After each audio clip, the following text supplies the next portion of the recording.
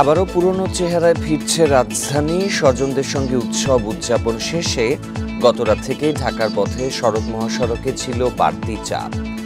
নগরীর bus terminal, railway station ও সদরঘাটে ছিল যাত্রীর ভিড়, তবে মেলেনি বড় কোনো ভোগান্তির অভিযোগ। এদিকে টানা 9 দিনের ছুটি শেষে আজ খুলছে অফিস আদালত, ব্যাংক, বিমাও ফিরছে কর্মচাঞ্চল্য।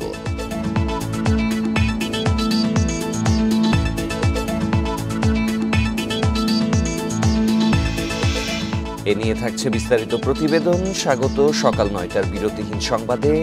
বান্ডেল থাকলে প্রতি সেনমানিতে টাকা বাঁচবে। বিকাশ সেনমানি বান্ডেল কিনে জিতুন প্রতি লেনদেনে। এবার জানিয়ে দেব প্রধান শিরোনাম।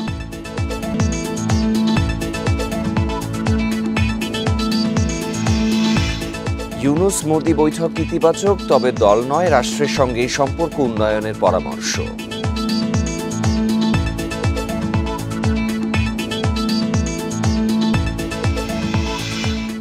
ডিসেম্বরের মধ্যে নির্বাচন প্রশ্নে বিএনপি হেফাজত, মত ঐক্য, সুনির্দিষ্ট রোডম্যাপ দাবি।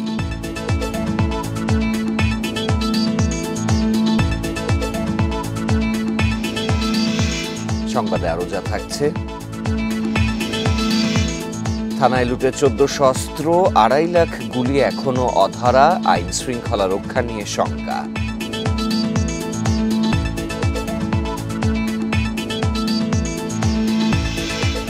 কেন্দ্রীয় ব্যাংকের সঙ্গে বসছেন আইএমএফ প্রতিনিধিরা, বিষয় ঋণের শর্ত পর্যালোচনা।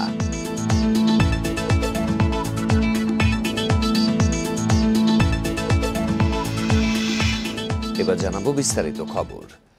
যুক্তরাষ্ট্রের বাড়তি শুল্কের ফলে সৃষ্ট সংকটের সমাধান হিসেবে বাণিজ্য ঘাটতি কমানোয় গুরুত্ব দিচ্ছে সরকার।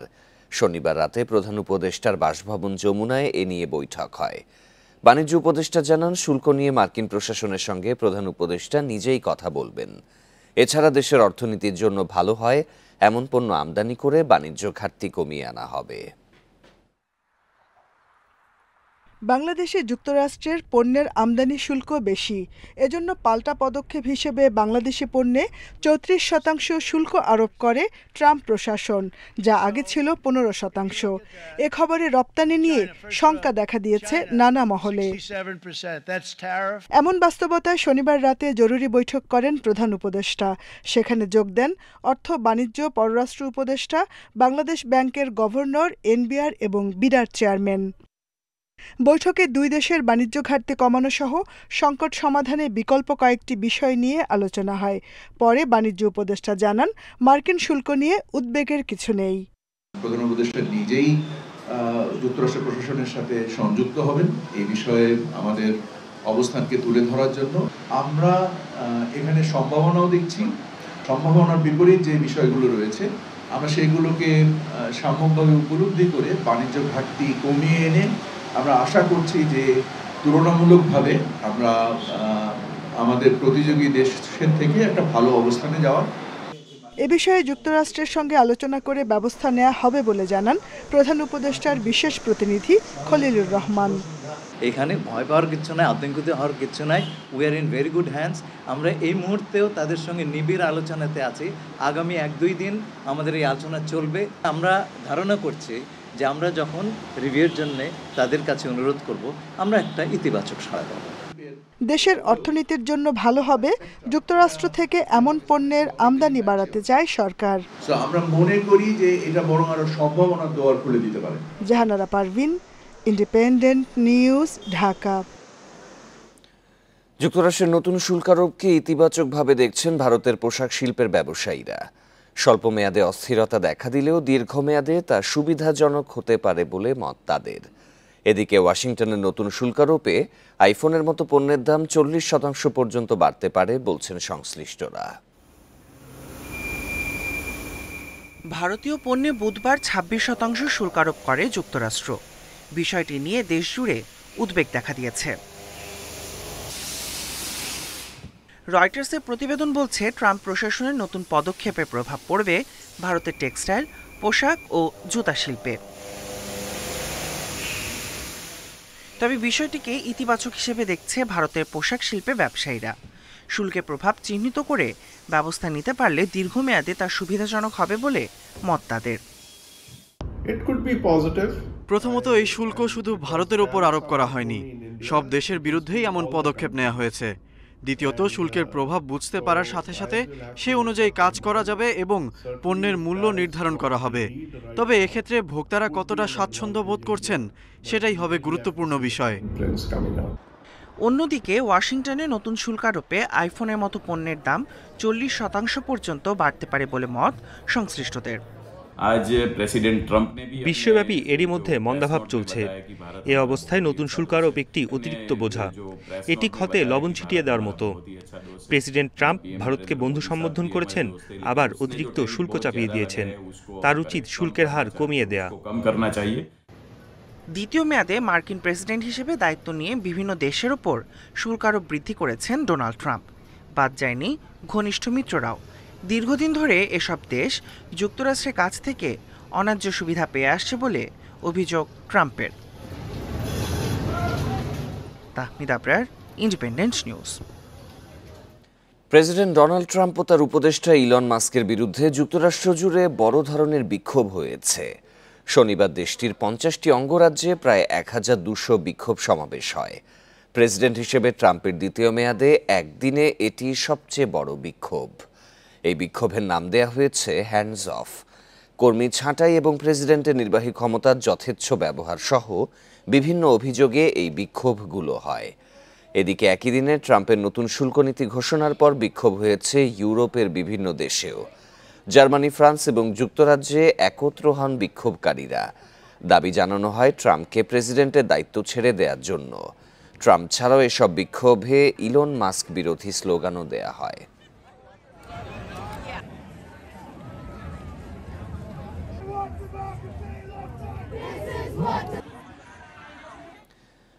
এবার জানাবো অন্যান্য প্রসঙ্গ।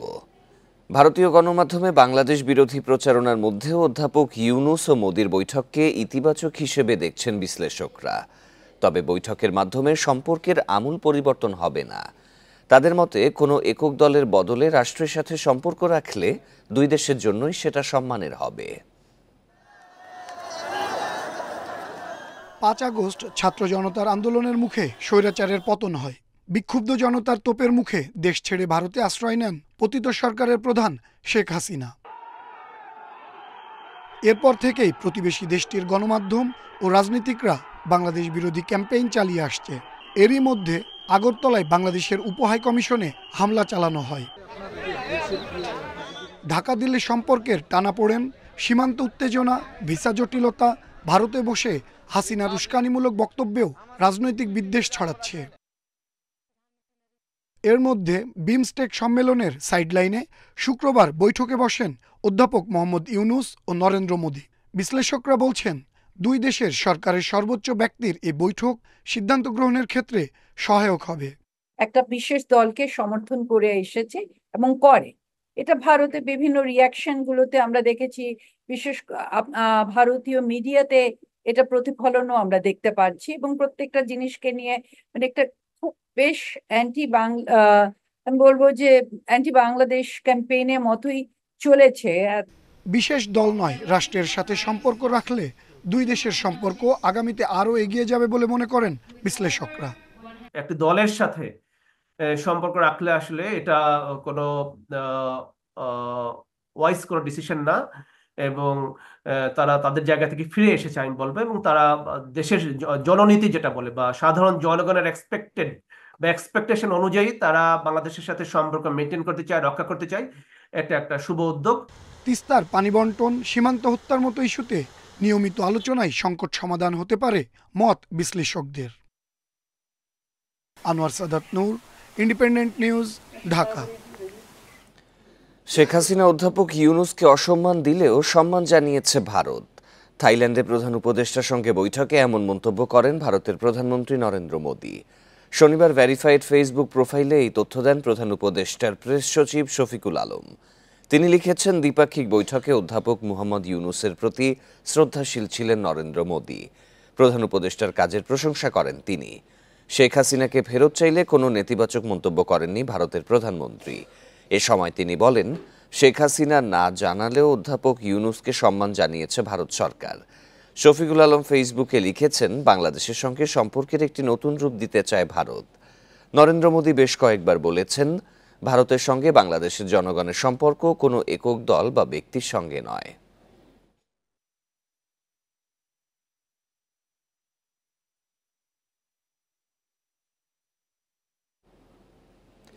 একটি মহল নির্বাচন নিয়ে বিভ্রান্তি ছড়ানোর চেষ্টা করছে, এতে জনমনে ধোঁয়াশা তৈরি হয়েছে বলে মন্তব্য করেছেন বিএনপি নেতা সালাউদ্দিন আহমদ। দ্রুত রোডম্যাপ ঘোষণার দাবি জানিয়েছেন তিনি। শনিবার সন্ধ্যায় গুলশানে হেফাজতে ইসলামের নেতাদের সাথে বৈঠক শেষে এসব মন্তব্য করেন তিনি। ডিসেম্বরের মধ্যে নির্বাচনের রোডম্যাপ দ্রুত ঘোষণার ব্যাপারে একমত হয়েছে দল দুটি।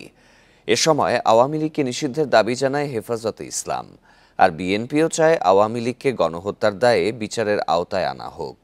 বিচারিক প্রক্রিয়ার মধ্য দিয়ে আওয়ামী লীগের ভাগ্য নির্ধারণ হলে জনগণ তা মেনে নেবে। আর অতীতের হেফাজত ইসলামের বিরুদ্ধে হয়রানিমূলক মামলা দ্রুত নিষ্পত্তির জন্য আন্তর্জাতিক অপরাধ ট্রাইব্যুনালের সংখ্যা বাড়ানোরও দাবি জানানো হয়।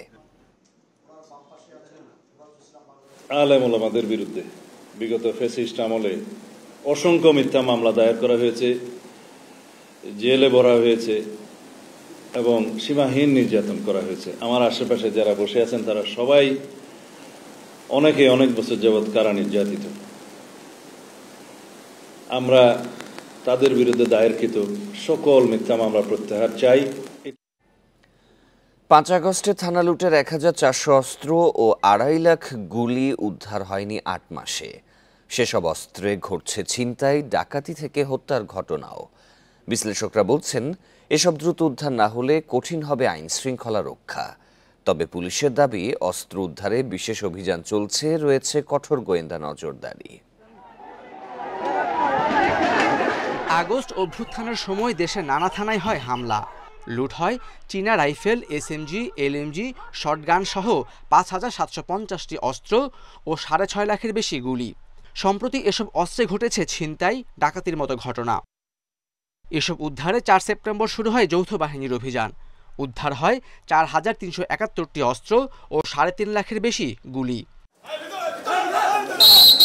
লুটের অস্ত্রে সবচেয়ে বেশি নৈরাজ্য হয়েছে রাজধানীর মোহাম্মদপুরে, তাই সেখানে রয়েছে বিশেষ নজরদারি। অবৈধ অস্ত্রধারীকে কোনো অপরাধ করতে আমরা দিব না। আমরা যখনই কোথাও কোনো আমাদের গোয়েন্দা তথ্য আসে যে অমুক ব্যক্তির কাছে একটা অবৈধ অস্ত্র আছে, তিনি অন্যায়ভাবে অস্ত্রটা অবৈধভাবে হেফাজতে রেখেছেন, আমরা সাথে সাথে অভিযান করি। যেসব অস্ত্র এখনও নাগালের বাইরে সেসব দ্রুত উদ্ধারে চলছে অভিযান। পাশাপাশি সেই অস্ত্রে যেন অপরাধ না হয় তা নিয়েও সচেষ্ট পুলিশ সদর দপ্তর। পুলিশের যে অস্ত্রগুলো এখনও বাইরে রয়েছে সেগুলো যত তাড়াতাড়ি সম্ভব উদ্ধার করা যায়। পাশাপাশি এই অস্ত্রগুলো যেন কোনো ধরনের কোনো কাজে ব্যবহৃত না হতে পারে, সেজন্য আমাদের আসলে গোয়েন্দা নজরদারি আমাদের রয়েছে। তবে 8 মাসেও লুট হওয়া অস্ত্রগুলি উদ্ধার না হওয়ায় আইন শৃঙ্খলা বাহিনীর অভিযানে ত্রুটি দেখছেন অপরাধ বিশ্লেষকেরা।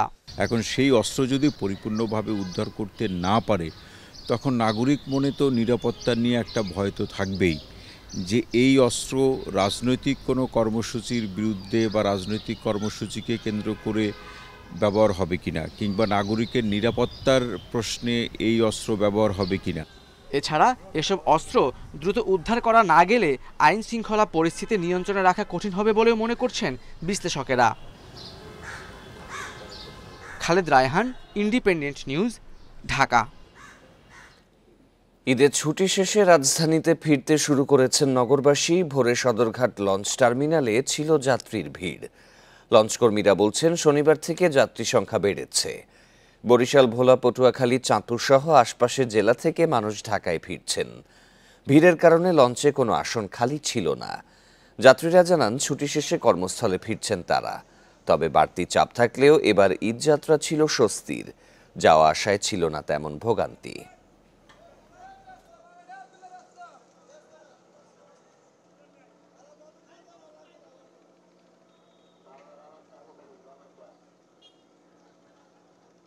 এক সপ্তাহের বেশি ছুটি ছিল, এই জন্য বাড়িতে আরও বউ বাচ্চা বাবা মার সাথে ভালোভাবে ঈদটা কাটাতে পারছি। ভালোই কাটছে, বাচ্চাদেরকে নিয়ে গেছিলাম, ঘুরে ফিরে এখন শান্তি মতে চলে আসছি। আলহামদুলিল্লাহ, খুব ভালো হয়েছে। খুব সুন্দর একটা যাত্রা হয়েছে, যাওয়া এবং আসা দুটো মিলেই। তারপরে ঈদ একটু জ্যাম থাকবে, একটু কষ্ট হবে, এটার মধ্যে আনন্দ। এবার ট্রেন ও বাসে ফেরার খবর জানবো সহকর্মীদের কাছে। শুরুতেই কমলাপুর রেলওয়ে স্টেশনে যাব, সেখানে রয়েছেন সহকর্মী আদিলুর রহমান। আদিলুর, আজকে থেকে পুরোদমে অফিস শুরু হচ্ছে, যারা বাড়ি থেকে ঢাকায় ফিরছেন তারা যাত্রা সম্পর্কে কি জানাচ্ছেন?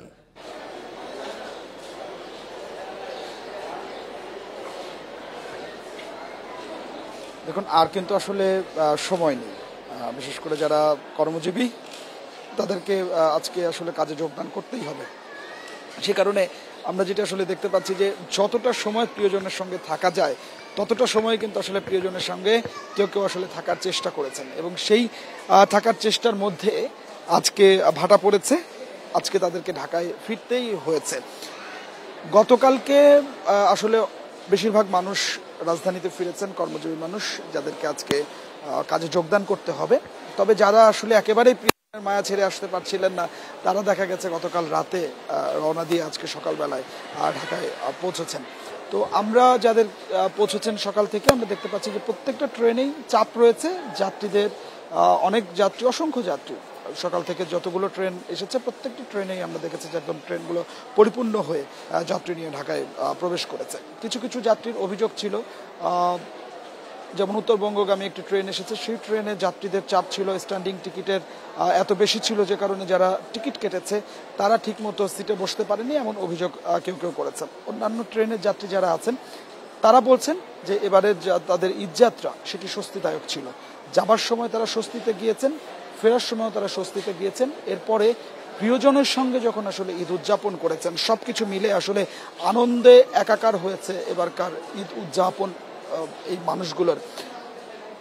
তো তারা যে আজকে ঢাকায় প্রবেশ করেছে, আজকে অফিসে যেতেই হবে, সে কারণেই তাদেরকে প্রিয়জনের মায়া ছেড়ে আসতে হয়েছে। তারা বলছিলেন যে যাবার সময় আসলে যতটা আনন্দে এই রাজধানী ছেড়েছেন, ঠিক ততটা আসলে কষ্ট নিয়ে রাজধানীতে প্রবেশ করতে হয়েছে। কিন্তু আসলে জীবিকার তাগিদে কিছু করার নেই, জীবিকার তাগিদে তাদেরকে আসতেই হয়েছে।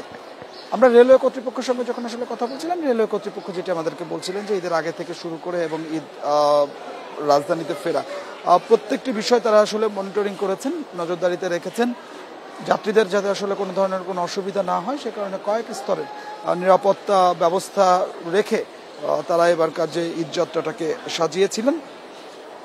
এবং তার রেলওয়ে কর্তৃপক্ষ বলছেন যে তারা সন্তুষ্ট এবারকার ঈদযাত্রা নিয়ে। তবে আজকে এবার আমরা ঈদের পরের যে যাত্রাগুলো আছে সেখানে যেটি আসলে দেখেছি যে কিছু কিছু শিডিউল বিপর্যয়ের ঘটনা ঘটেছে। গতকালকেও শিডিউল বিপর্যয় ছিল, আজকেও শিডিউল বিপর্যয় ছিল। আমরা দেখেছি, আশা করছি এই পরিস্থিতি থেকে হয়তো তাড়াতাড়ি উত্তরণ মিলবে। আদিলুর, আপনি সাথেই থাকুন। এবারে গাবতলী থেকে সড়ক পথের খবর জানাতে যোগ দিচ্ছেন সহকর্মী বনি ইবনে কামাল। বনি, আমরা যেমনটি দেখছিলাম যে রেলপথে যাত্রায় বেশ সন্তুষ্টি দেখা গেছে যাত্রীদের মধ্যে, সড়কপথের পরিস্থিতি কেমন দেখতে পাচ্ছেন?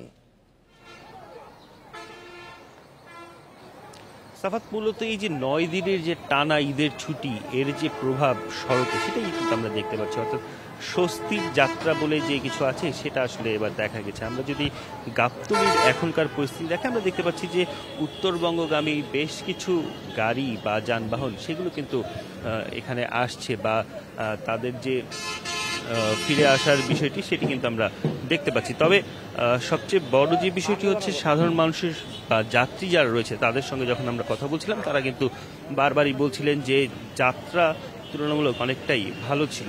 যদিও আজকে এই প্রথম কর্মদিবস, সেই কর্মদিবস হিসেবে কিন্তু আমরা দেখতে পাচ্ছি যে সাধারণ মানুষ বা যারা যাত্রী ফিরছেন ঢাকায়, সেই চাপটা আসলে তুলনামূলক অনেকটাই কম। গত 2-3 দিনে বাসে করে আসার ক্ষেত্রে আসলে যাত্রীদের যে চাপ সেটি আসলে সবচেয়ে বেশি ছিল, আজকে সেই চাপটা অনেকটাই কম। তবে যারা ফিরছেন, বিশেষ করে উত্তরবঙ্গ থেকে যারা আসছেন, তাদের সঙ্গে যখন আমার কথা হচ্ছিল, তারা কিন্তু বলছিলেন যে সাভারের আগে বা উত্তরবঙ্গেরও বেশ কিছু জায়গায় তারা কিছুটা যানজট পেয়েছেন। এছাড়া ভাড়া বেশি নেওয়ার যে অভিযোগ সবসময় আমরা পেয়ে থাকি, সেরকম কোনো অভিযোগ কিন্তু আমি এখন পর্যন্ত পাইনি। অর্থাৎ সেই জায়গা থেকে বলা যায় যে তুলনামূলকভাবে বেশ স্বাচ্ছন্দ্যে এসেছেন। এবং যারা এখন ঢাকা ফিরছেন তাদের বেশিরভাগই দেখা যাচ্ছে ক্ষুদ্র ব্যবসায়ী অথবা নিজের ব্যবসা রয়েছে, এরকম মানুষজনই এই মুহূর্তে আসলে ঢাকায় ফিরছে, এই সংখ্যাটাই বেশি। অথবা বেশ কিছু ক্ষেত্রে আমরা বিশ্ববিদ্যালয়ের শিক্ষার্থীও পেয়েছি। কিন্তু চাকরিজীবী যাদের আজকে সকাল থেকেই অফিস খোলা রয়েছে, তাদের ক্ষেত্রে আমরা দেখেছি যে তারা কিন্তু আগেই চলে এসেছেন। তো সার্বিকভাবে বলা যায় যে এবারের যে ঈদ যাত্রা সেটি অনেকটাই ভোগান্তি ছাড়া হয়েছে এবং সেই ব্যাপারটি কিন্তু যাত্রীদের মুখে প্রতিফলিত হচ্ছে বারবার। সড়ক ও রেলপথে ঢাকায় ফেরা মানুষের খবর জানাচ্ছিলেন সহকর্মীরা। এদিকে টানা 9 দিনের ঈদ ছুটি শেষে কর্মচাঞ্চল্য ফিরতে শুরু করেছে অফিস আদালত ব্যাংকে। রোজার আগে নিয়মে সকাল 9টা থেকে বিকেল 5টা পর্যন্ত চলবে কাজ। ঈদের আগে 27শে মার্চ ছিল অফিস আদালত, ব্যাংক, বিমা সহ আর্থিক প্রতিষ্ঠানের কর্মকর্তা কর্মচারীদের শেষ কর্মদিবস। এর পরদিন থেকে শুরু হয় সরকারি ছুটি। 20শে মার্চ ঈদ উপলক্ষে উপদেষ্টা পরিষদের বৈঠকে 3রা এপ্রিল নির্বাহী আদেশে ছুটি দেওয়ার প্রস্তাব অনুমোদন করা হয়। এজন্য টানা 9 দিনের ছুটি মেলে। তবে বেশিরভাগ শিক্ষা প্রতিষ্ঠান খুলবে আরও কয়েকদিন পর।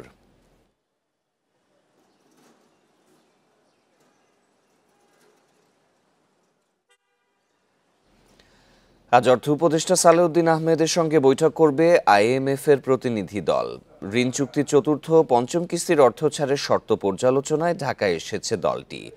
বিভিন্ন সংস্থার সঙ্গে আলোচনা চলবে 2 সপ্তাহ ব্যাপী। IMF এর দল অর্থ বিভাগ, NBR, বিদ্যুৎ বিভাগ, বিদ্যুৎ উন্নয়ন বোর্ড, এনার্জি রেগুলেটরি কমিশন, জ্বালানি ও খনিজ সম্পদ বিভাগের সঙ্গে বৈঠক করবে। 2023 সালের 30শে জানুয়ারি ঋণ কর্মসূচি চালু হওয়ার পর সংস্থাটি থেকে 3 কিস্তিতে $231 কোটি পেয়েছে বাংলাদেশ। বাকি আছে ঋণের $239 কোটি। সব শর্ত পূরণ না হওয়ায় চতুর্থ কিস্তির অর্থ ছাড় হয়নি এর আগে। এবার সরকার আশা করছে চতুর্থ ও পঞ্চম কিস্তির অর্থ একসঙ্গে পাওয়া যাবে আগামী জুনে। রাজধানী শাহবাগে আগুনে পুড়েছে বেশ কয়েকটি ফুলের দোকান। প্রায় 1 ঘন্টার চেষ্টায় আগুন নিয়ন্ত্রণে আনে ফায়ার সার্ভিসের 5টি ইউনিট। এ ঘটনায় দগ্ধ 5 জনকে ঢাকা মেডিকেলের বার্ন ইউনিটে ভর্তি করা হয়েছে। ফায়ার সার্ভিস জানায়, শনিবার রাত 10টার দিকে শাহবাগ মোড়ে একটি ফুলের দোকানে আগুন লাগে। পরে তা আশপাশের দোকানে ছড়িয়ে পড়ে। বৈদ্যুতিক শর্ট সার্কিট থেকে আগুনের সূত্রপাত বলে প্রাথমিক ধারণা করছে ফায়ার সার্ভিস। তবে প্রাথমিকভাবে ক্ষয়ক্ষতির পরিমাণ জানা যায়নি।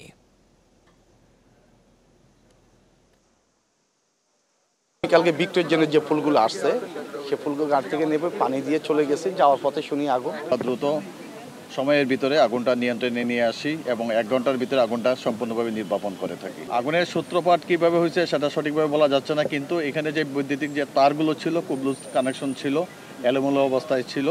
আমরা ধারণা করতেছি বৈদ্যুতিক গোলযোগের কারণে আগুনটা লাগতে পারে। রংপুরে ব্যবসা প্রতিষ্ঠান নিয়ে দ্বন্দ্বের জেরে বিএনপির 2 পক্ষের সংঘর্ষে 1 জন নিহত হয়েছেন। আহত হয়েছেন 18 জন। সংঘর্ষের পর এলাকায় থমথমে পরিস্থিতি বিরাজ করছে।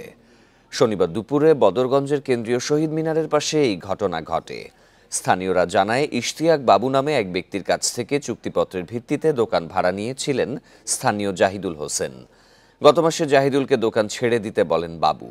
এ নিয়ে দুপক্ষ বিবাদে জড়ায়। পরে পুলিশ ঘটনাস্থলে পৌঁছে পরিস্থিতি নিয়ন্ত্রণে আনে।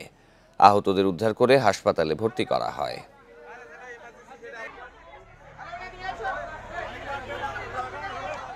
শরীয়তপুরের জাজিরায় আধিপত্য বিস্তার নিয়ে আওয়ামী লীগ ও স্বেচ্ছাসেবক লীগের সংঘর্ষের ঘটনায় দেশীয় অস্ত্রসহ 8 জন আটক হয়েছে। মোতায়েন রয়েছে পুলিশ সদস্যরা। এর আগে শনিবার বিলাসপুরের দুর্বাডাঙ্গায় দুপক্ষের সংঘর্ষে শতাধিক হাতবোমা বিস্ফোরণের ঘটনা ঘটে। এতে আহত হন 16 জন। স্থানীয়রা জানান, বিলাসপুর উপজেলা আওয়ামী লীগের সদস্য কুদ্দুস ব্যাপারী ও স্বেচ্ছাসেবক লীগ নেতা জলিল মাতবরের সমর্থকদের মধ্যে বিরোধ দীর্ঘদিনের। এর আগেও একাধিকবার সংঘর্ষে জড়ায় তারা। সেই সূত্রে শনিবার নতুন করে দফায় দফায় চলে সংঘর্ষ। খবর পেয়ে পুলিশ ও সেনা সদস্যরা ঘটনাস্থলে গিয়ে 1.5 ঘন্টার চেষ্টায় পরিস্থিতি নিয়ন্ত্রণে আনে।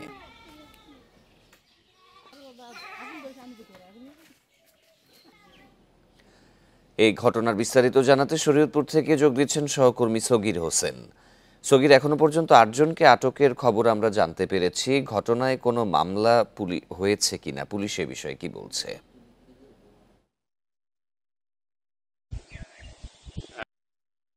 যিনি পুলিশ সুপার রয়েছেন মোহাম্মদ নজরুল ইসলাম, তার সাথে আমি কথা বলেছি। তিনি যেমনটা জানিয়েছেন যে গতকালকে যে এই বিলাসপুরের সংঘর্ষের ঘটনা ঘটেছে, এই ঘটনায় গতকাল থেকে আজ পর্যন্ত দেশীয় অস্ত্রসহ 8 জনকে তারা আটক করে। আমরা সার্কেলের যিনি অতিরিক্ত পুলিশ সুপার রয়েছেন তার সাথে কথা বলেছি।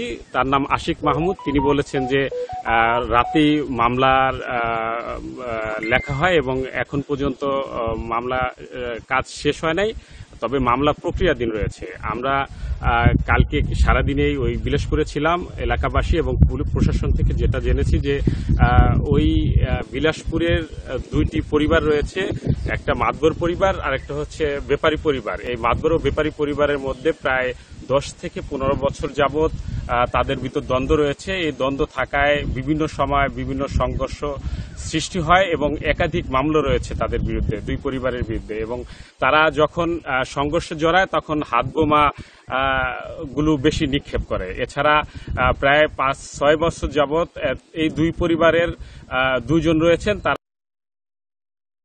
আওয়ামী লীগের সদস্য কুদ্দুস ব্যাপারী এবং আরেকজন রয়েছেন স্বেচ্ছাসেবক লীগ নেতা জলিল মাতবর। এই দুইজনের মধ্যে কিন্তু মাঝে মাঝে দেখি আমরা সংঘর্ষ সৃষ্টি হয়।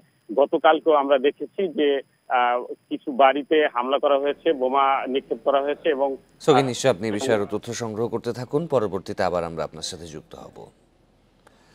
বগুড়ায় 18 ভরি স্বর্ণালংকার আর নগদ 15,000 টাকা পেয়েও ফিরিয়ে দিয়ে দৃষ্টান্ত স্থাপন করেছেন সিএনজি অটোরিকশা চালক খায়রুল ইসলাম। শুক্রবার রাতে বগুড়া সদর উপজেলায় এই ঘটনা ঘটে। পুলিশ জানায়, গত 29 মার্চ স্বর্ণ ব্যবসায়ী মোহাম্মদ শাহিন বগুড়া শহর থেকে 18 ভরি স্বর্ণালংকার কিনে ওই অটোরিকশায় শাহজাহানপুর উপজেলায় তার বাড়িতে ফেরেন। তবে অলংকারের ব্যাগ ভুল করে অটোরিকশায় ফেলে যান তিনি। পরে শাহজাহানপুর থানায় জিডি করেন শাহিন। ব্যাগটি পেয়ে অটোরিকশা চালক খায়রুল শুরুতে মালিকের সন্ধান করেন, না পেয়ে সদর থানায় জমা দেন তিনি। পরে জিডি সূত্র ধরে ব্যাগের মালিক শাহিনকে স্বর্ণালংকার ও টাকা বুঝিয়ে দেয় পুলিশ।